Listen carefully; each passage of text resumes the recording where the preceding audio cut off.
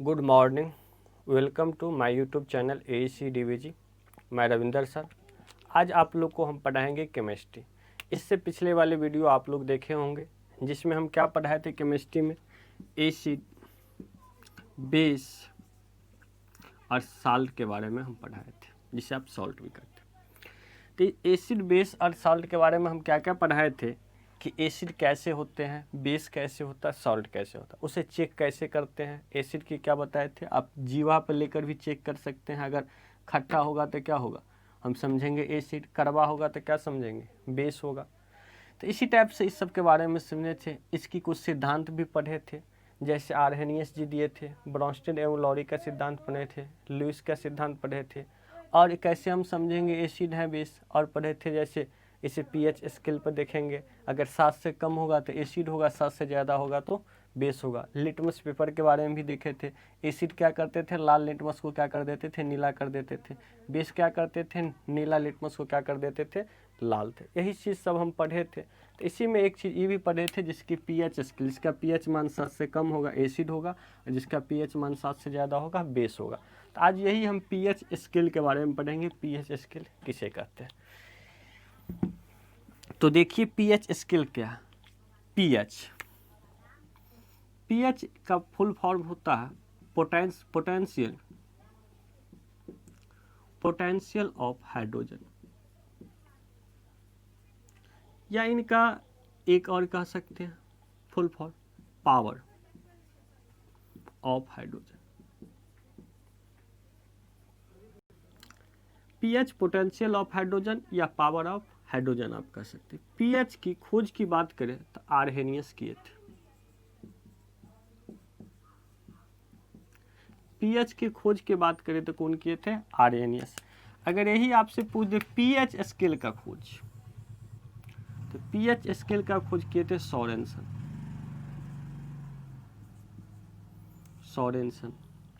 कब किए थे, 1909 में। किसी बुक में आपको 1913 भी दिया रहता, तो एग्जाम में देखिए अगर 1909 आए तो वही करेक्ट आंसर है। नहीं, अगर 1913 भी ऑप्शन में रहे, 1909 नहीं रहे, तो हम क्या टिक लगाएंगे, 1913। तो 1909 या 1913 में से कोई भी एक ऑप्शन आपको रहेंगे। तो pH स्केल का खोज सोरेनसन, pH का खोज आर्हेनियस। pH का फुल फॉर्म होता पोटेंशियल ऑफ हाइड्रोजन। अब pH देखिए क्या होता है। pH क्या है, किसी भी विलयन में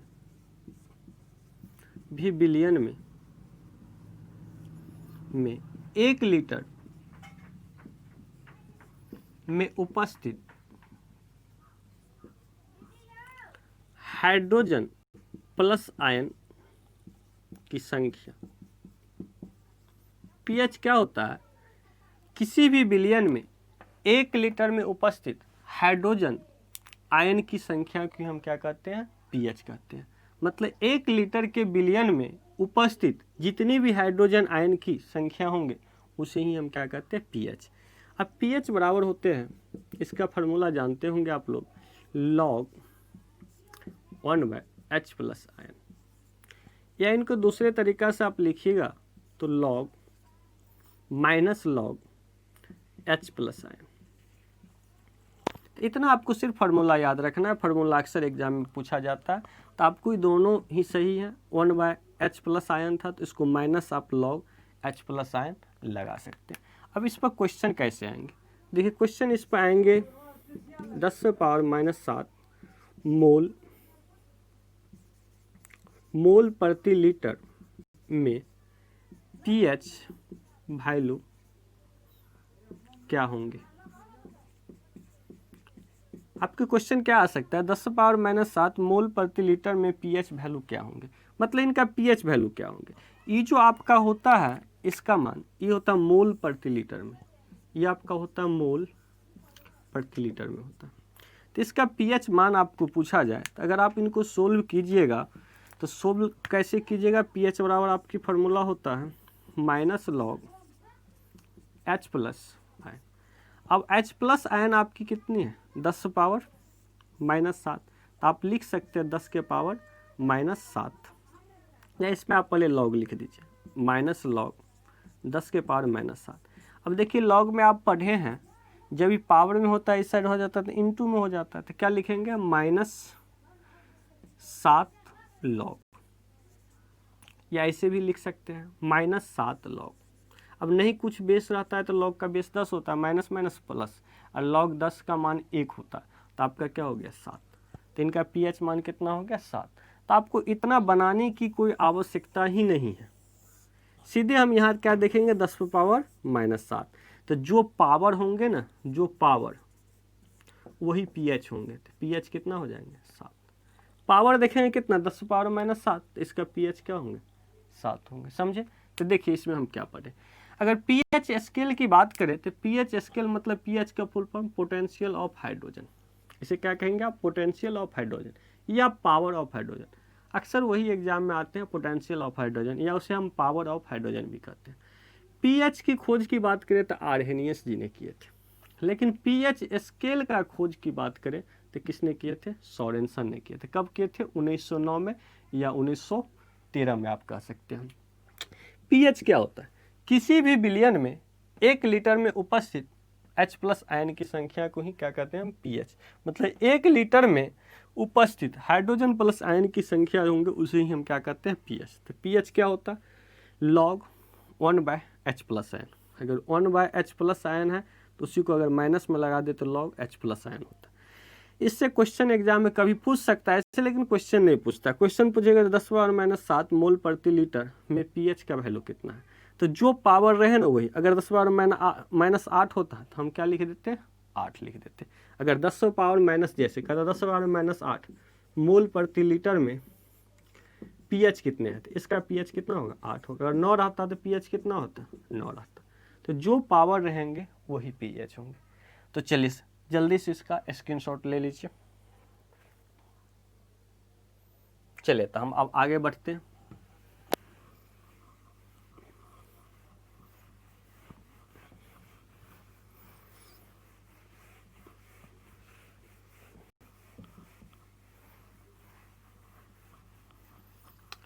अब देखिए एक होता है pH प्लस POH। pH मतलब पावर ऑफ हाइड्रोजन या पोटेंशियल ऑफ हाइड्रोजन, POH मतलब पावर ऑफ क्या हाइड्रो ऑक्साइड आयन होंगे, या इससे माइनस से plus power of hydro oxide ion होंगे। तो ये दोनों का मान होता है 14। ये आपको एसिडिक होता है, pH एसिडिक होता है, POH क्या होता है बेसिक होता है, मतलब ये अम्लीय प्रकृति का होता है, ये क्या होता है क्षारीय प्रकृति का। दोनों का योग कितना होता है 14। जैसे इस पर क्वेश्चन आएंगे, जैसे HCl का POH क्या होंगे, HCl का POH क्या होंगे।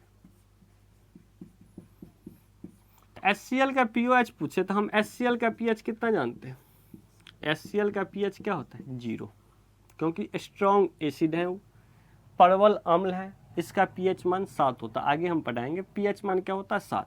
अगर POH पूछे तो हम जानते हैं क्या pH प्लस POH बराबर कितना होता है 14। तो pH मेरा क्या है 0 प्लस POH कितना है 14, 0 इस साइड जाएंगे तो क्या होगा POH बराबर क्या होंगे 14। तो HCl का pH 0 हो गया और POH कितना हो गया 14। HCl का अगर pH मान पूछे तो 0 और HCl का POH पूछे तो क्या करेंगे 14। किसी भी पदार्थ का अगर pH मान लीजिए 8 दे देगा, pH 8 दे देगा और पूछ देगा POH, तो हम सीधे करेंगे 14 में से 8 गया 6। तब आप लोग निकाल लीजिएगा किसी का POH। तो इतना ही आपको याद रखना, pH प्लस POH कितना होता है 14। दोनों में से किसी एक का मान दे दे तो हम क्या करेंगे दूसरा मान निकाल लेंगे, समझ गए। चलिए तो हम अब आगे बढ़ते हैं।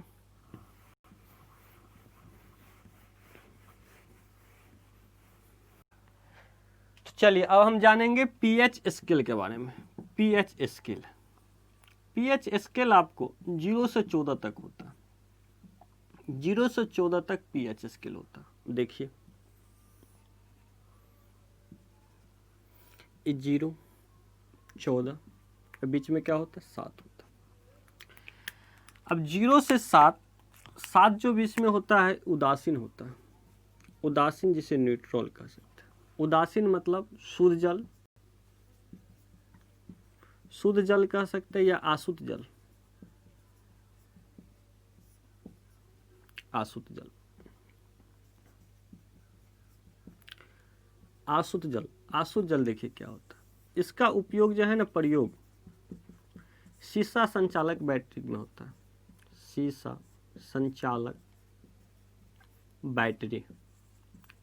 अब सीसा संचालक बैटरी क्या होता है, जैसे इन्वर्टर का बैटरी हुआ, कार के बैटरी हुआ, उसे ही सीसा संचालक बैटरी कहते हैं। तो जिसका पीएच मान 7 होगा वो क्या होगा, उदासीन होगा।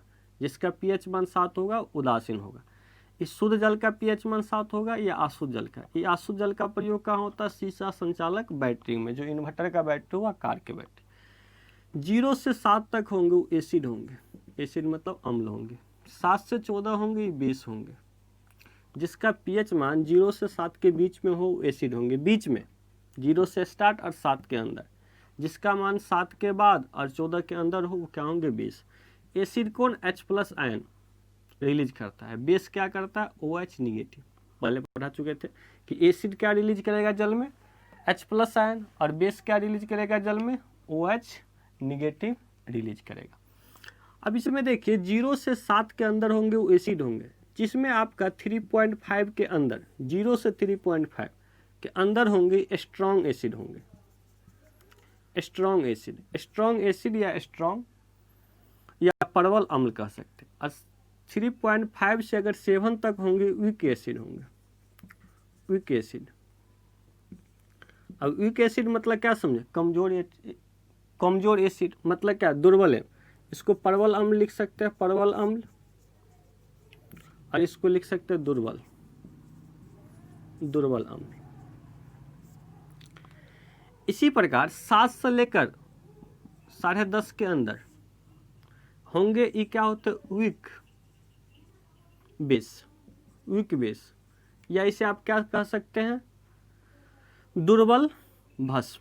और 10.5 से लेकर 14 तक इसे आप कहते हैं स्ट्रॉन्ग बेस।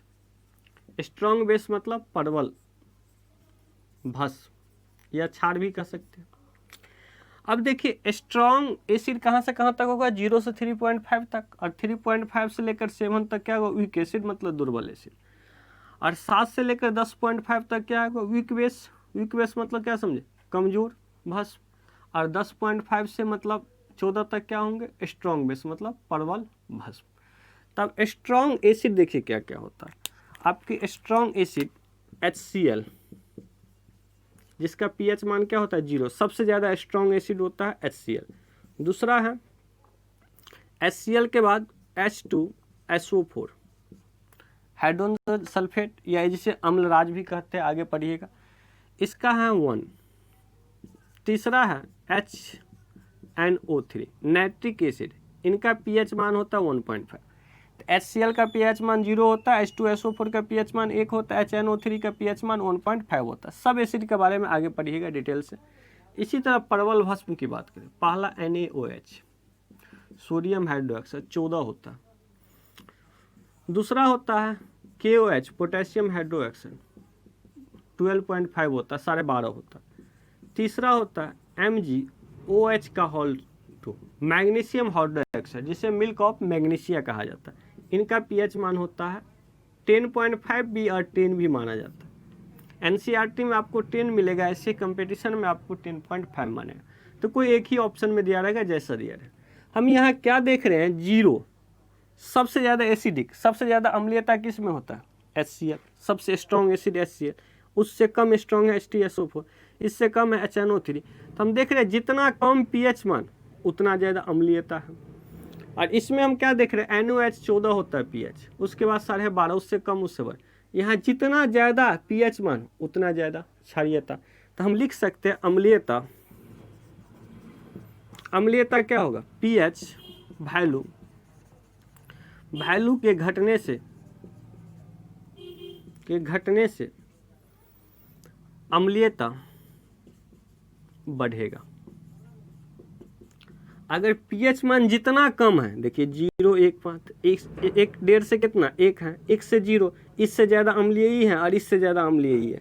तो पीएच वैल्यू के घटने से अम्लीयता क्या होगा, बढ़ेगा। और क्षारीयता देखिए क्या होता है, क्षारीयता होता है पीएच वैल्यू के बढ़ने से से क्षारीयता बढ़ेगा। पीएच वैल्यू के बढ़ने से क्षारीयता क्या होगा, बढ़ेगा। देखिए पीएच वैल्यू आपकी बढ़ रहा है, 14 तो सबसे ज़्यादा क्षारीयता है, उससे कम पोटेशियम हाइड्रोक्साइड में, उससे कम मैग्नीशियम हाइड्रोक्साइड में। तो पीएच वैल्यू घटेगा तो अम्लीयता बढ़ेगा, और पीएच वैल्यू बढ़ेगा तो क्षारीयता, जस्ट इसके अपोजिट होता है।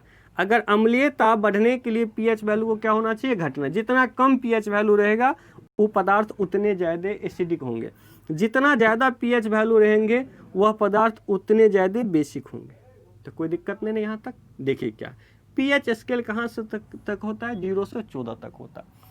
0 से 7 तक को क्या कहते हैं, एसिडिक मतलब अम्ल कहते हैं, और 7 से लेकर 14 के बीच हो उसे बेस कहते हैं। तो अम्ल क्या करता है, H+ हाइड्रोजन आयन क्या करता है, रिलीज करता है।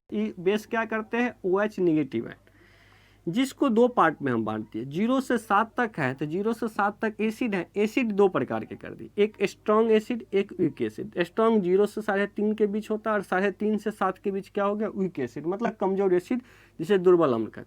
स्ट्रॉन्ग एसिड के बात करें तो HCl, जिसका पीएच मान 0 सबसे ज़्यादा स्ट्रॉन्ग होता है। इसके बाद H2SO4, जिसका पीएच मान 1 होता है। इसके बाद HNO3 नाइट्रिक एसिड, जिसका पीएच मान 1.5। इसी प्रकार भस्म 7 से 14 तक होता है। भस्म देखिए जितने ज़्यादा पीएच बढ़ेंगे भस्म की उतने ज़्यादा क्षारीयता बढ़ेंगे। तो इसको भी दो भाग में, तो 7 से लेकर 10.5 तक में कौन आते हैं, वो कमजोर भस्म, और 10.5 से 14 तक में क्या आते हैं, प्रबल भस्म। जैसे प्रबल भस्म देखिए NaOH 14, और KH पोटेशियम हाइड्रोक्साइड 12.5 होता है। मैग्नीशियम हाइड्रोक्साइड 10.5 या 10 माना जाता है, जिसे आप मिल्क ऑफ मैग्नीशिया भी कहते हैं। आगे डिटेल्स में सबके बारे में पढ़िएगा, समझ गए। ये स्ट्रॉन्ग क्या है, बेस है, और ये क्या है, स्ट्रॉन्ग एसिड है। देखिए हम स्ट्रॉन्ग एसिड कभी नहीं खाते हैं, हम हमेशा वीक एसिड खाते हैं, कमज़ोर एसिड खाते हैं। अम्लीयता देखिए, अगर पीएच वैल्यू के घटने से अम्लीयता क्या होगा, बढ़ेगा। अगर पीएच वैल्यू के बढ़ने से क्षारीयता क्या होगा, बढ़ेगा। चलिए जल्दी से आप लोग इसका स्क्रीनशॉट ले लीजिए। चले तो अब हम आगे बढ़े।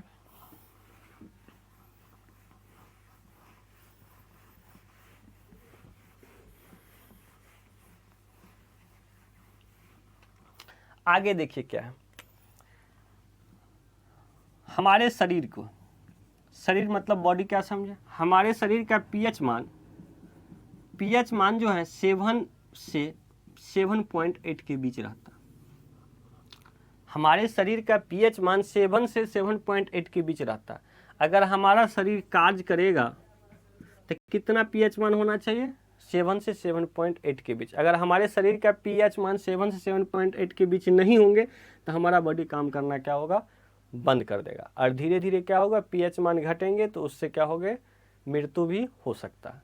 तो इसीलिए हमारे शरीर के, हमारे बॉडी को काम करने के लिए हमारा पीएच मान कितना होना चाहिए, 7 से 7.8 के बीच। अब देखिए वर्षा जल, वर्षा जल क्या होता है, वर्षा जल का अगर पीएच मान 5.6 से कम हो, वर्षा जल का पीएच मान 5.6 से क्या हो, कम हो, तो वो अम्लीय वर्षा कहलाता, अम्लीय वर्षा। अगर 5.6 से कम हो वर्षा जल का पीएच मान तो उसको हम क्या कहते हैं, अम्लीय वर्षा कहते हैं। अगर 5.6 से कम हो तब, उससे ज़्यादा हो तो कोई दिक्कत नहीं, 5.6 से कम हो तो उसे हम क्या कहते हैं, अम्लीय वर्षा कहते हैं। एक चीज़ आप जानते होंगे, शरीर का सबसे कठोर भाग, सबसे कठोर भाग, कठोर क्या होता है, इनामेला। इनामेला, इनामेला क्या होता है, दांत जो है ना हमारा सफ़ेद वाला भाग, इससे ऊपर वाले भाग होते हैं। तो ये जो है दांत का जो सफ़ेद वाला भाग होता है उसे ही इनामेला कहते हैं। ये किसका, कैल्शियम फास्फेट का बना होता है। उस शरीर का क्या होता है, सबसे कठोर भाग। अगर हमारा मुंह का पीएच मान 5.5 से कम हो, पीएच अगर 5.5 से कम, तो क्या होने लगता है, इनामेला का क्षय होने लगता है, क्षय होने लगता है। अगर हमारे मुंह का पीएच मान 5.5 से अगर कम होंगे तो हमारे दांत का क्या होंगे, क्षय, दांत क्या होंगे, नष्ट। जबकि इनामेला इतने कठोर पार्ट होते हैं जो किसका, कैल्शियम फास्फेट का बना होता है, इनका भी क्षय होना लगता है। इसीलिए हमारे बॉडी का क्या होगा, 5.5 से हमारे बॉडी नहीं, हमारे मुख का पीएच मान 5.5 से कम नहीं होना चाहिए। अगर 5.5 से अगर कम होंगे तो हमारे इनामेला जो होता है उनका भी क्या होता है, क्षय होने लगता है। तो आप क्या समझे, शरीर का पीएच कितना होता है, 7 से 7.8 होता है, समझ गए। वो क्या होगा, 7 से 7.8 के बीच नहीं रहेंगे तो हमारे बॉडी क्या होगा, कार्य करना बंद कर देंगे। कार्य करने के लिए कितना होना चाहिए, 7 से 7.8 के बीच होना चाहिए हमारे शरीर। वर्षा जल का पीएच मान अगर 5.6 से अगर कम होता है तो अम्लीय वर्षा होता है। अम्लीय वर्षा क्या होता है, मानसून की पहली बारिश में, मानसून की पहली बारिश में होता है अम्लीय वर्षा। तो अगर 5.6 से कम हो तो उसे हम क्या कहेंगे, अम्लीय वर्षा। शरीर का सबसे कठोर भाग क्या होता है, इनामेला, जो दांत के ऊपरी वाला सफ़ेद वाला हिस्सा होता है, जो कैल्शियम फास्फोरेट का बना होता है। अगर हमारे मुख का पीएच मान 5.5 से ही कम हो जाएगा तो इसका क्या होता है, क्षय होने लगता है। अब इतने कठोर भाग की क्षय होने लगता तो स्वाभाविक है, और बाकी पार्ट क्या बचेगा, वो तो वैसे ही क्षय हो जाएगा। तो 5.5 से हमारे मुख का क्या होना चाहिए, पीएच मान नहीं, कम नहीं होना चाहिए। अगर कम होंगे तो इनामेला क्या होता है, क्षय। इनके अतिरिक्त कुछ अलग पीएच मान होता है, जैसे नींबू का पीएच मान कितना होता है, समझ गए, रक्त का पीएच मान कितना होता है। चलिए इनके बारे में अब हम कुछ पदार्थ के पीएच मान जानते हैं। ये हम पहले से लिख चुके हैं, इसलिए कि वीडियो बहुत लंबी होने वाली थी, इसलिए हम क्या पहले से लिख देते हैं तो कुछ टाइम आपके बच जाएंगे। तब देखिए पीएच मान कुछ पदार्थ की, जैसे बियर, आप जानते हैं बियर पिया जाता है, नहीं, बियर कौन बियर, ये भालो वाला बियर नहीं, जो पीने वाला होता है शराब। इनका पीएच मान कितना होता है, 4.5। अम्ल वर्षा का पीएच मान क्या होता है, 5.6 से कम। अगर 5.6 से कम होगा तो अम्ल वर्षा, ये क्या होता है, मानसून की पहली बारिश में। दूध का पीएच मान, दूध मतलब मिल्क जिसे आप पीते हैं, कितना होता है, 6.4। मूत्र मतलब रक्त, यूरिन का पीएच मान कितना होता है, 6 होता है। शराब का पीएच मान कितना होता है, 2.8। सिरका का पीएच मान क्या होता है, 2.4। नींबू का पीएच मान क्या होता है, 2.2। नेक्स्ट देखिए समुद्री जल का पीएच मान कितना होता है, 8.4।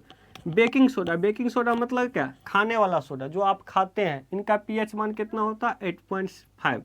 रक्त मतलब ब्लड का पीएच मान क्या होता है, 7.4। आंसू का पीएच मान क्या होता है, 7.4। आंसू जो है वो क्या, क्षारीय है, क्योंकि जब आपके आंख से आंसू आता होगा, जब मुंह में चले जाते हैं तो क्या कड़वा जैसे लगता होगा। नेक्स्ट है अंडा का पीएच मान कितना होता है, 7.7। लार मतलब क्या, सलेवा, खाने से पहले लार का पीएच मान कितना होता है, 7.2 से 7.4। खाने के बाद सलेवा, मुंह में जानते हैं ना सलेवा, लार, खाने के बाद पीएच मान क्या होता है, 6.4 से 6.8।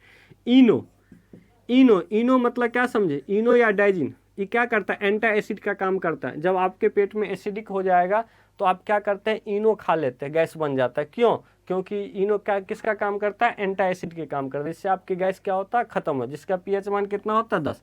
इनो कौन सी का बनता है, मैग्नीशियम हाइड्रोक्साइड, जिसे मिल्क ऑफ मैग्नीशिया कहा जाता है। आगे आप पढ़िएगा, ये क्या है, स्ट्रॉन्ग बेस है, बेस के बारे में पढ़िए।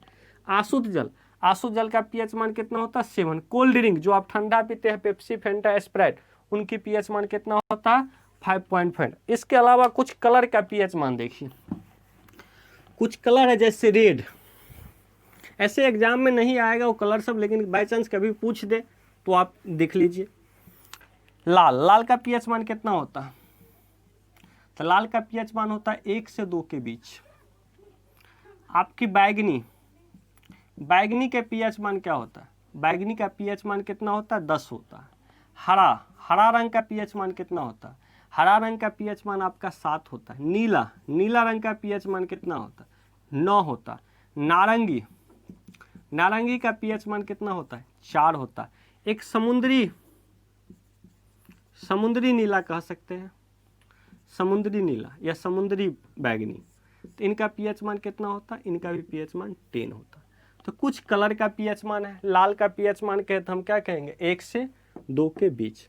बैगनी का पीएच मान कहे तो क्या कहेंगे, 10। हरा का पीएच मान कहे तो क्या कहेंगे, 7। नीला का पीएच मान कहे तो क्या कहेंगे, 9। नारंगी का पीएच मान कहे कितना, 4। अगर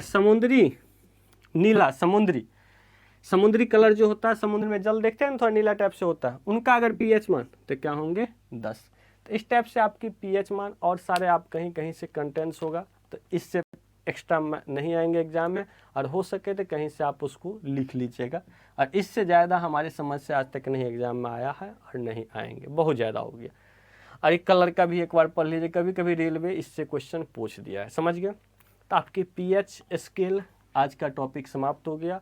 अब नेक्स्ट टॉपिक पढ़िएगा स्ट्रॉन्ग एसिड के बारे में, नेक्स्ट वीडियो में स्ट्रॉन्ग एसिड और स्ट्रॉन्ग बेस के बारे में। तो आज क्लास के ही हम समाप्त करते हैं। अगर किसी को किसी प्रकार की परेशानी हो, कोई दिक्कत हो, तो अपना कमेंट बॉक्स में कमेंट कीजिएगा, उनके बाद आपको कमेंट का रिप्लाई दे दिया जाएगा। ठीक है सब, okay, bye bye, take care.